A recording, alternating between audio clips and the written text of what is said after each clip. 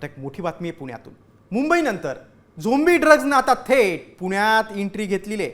पुण्यात हा zombie drugs कसा पोहोचला? तर तरुणाई झोंबी सदृश ड्रग्सच्या विळख्यामध्ये नेमकी कशी सापडली आहे आणि हे ड्रग्स तरुणांसाठी किती घातक आहे आपण पाहूयात त्यावरचा एक स्पेशल रिपोर्ट. झोंबी ड्रगची पुण्यात एंट्री. पुण्यनगरीत नशेखोरीचा सुळसुळाट.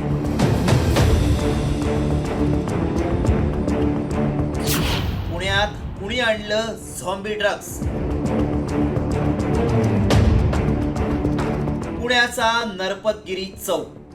खांद्यावर बॅग, खिशात हात घालून आणि वर आकाशाकडे एकटक पाहणारा हा तरुण पहा. हा तरुण काही विमान बघत उभा नाहीये, तर याला दिवसा तारे दिसतायत असं म्हटलं तरी चुकीचं ठरणार नाही. कारण या स्थितीत हा तरुण चक्क 2 तास एका जागी खिळला होता. हा तरुण झॉम्बी ड्रग्सच्या नशेत होता असा दावा केला जातोय. जिवंत माणसाचे पुतळे करणारं हे झॉम्बी ड्रग्स किती भयानक आहे याचा प्रत्यय पुण्यातल्या या घटनेनं आलाय. नेमकं काय आहे हे झॉम्बी ड्रग्स पाहूया. जनावरांना भूल देण्यासाठी बनवलेलं झायलाझिन हे ड्रग्स स्वस्त किमतीत मिळतं. व्हेटरनरी मेडिकलमध्ये ते सहज उपलब्ध असतं. हे ड्रग्स फेंटाईल या अतिशय घातक ड्रग्स सोबत घेतलं जातं.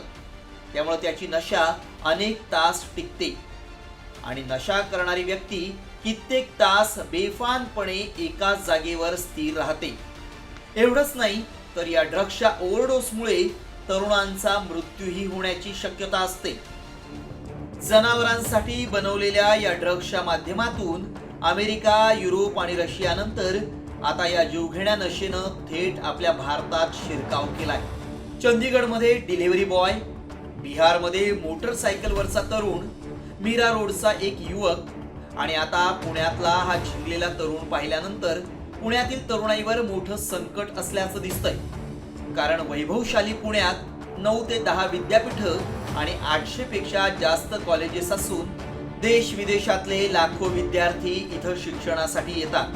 त्यामुळे हा धोका ओळखून आता पोलिसांनी तरुणाईला झिंगवणाऱ्या आणि झोंबी पुरवणाऱ्यांचा बंदोबस्त करण्याची गरज आहे.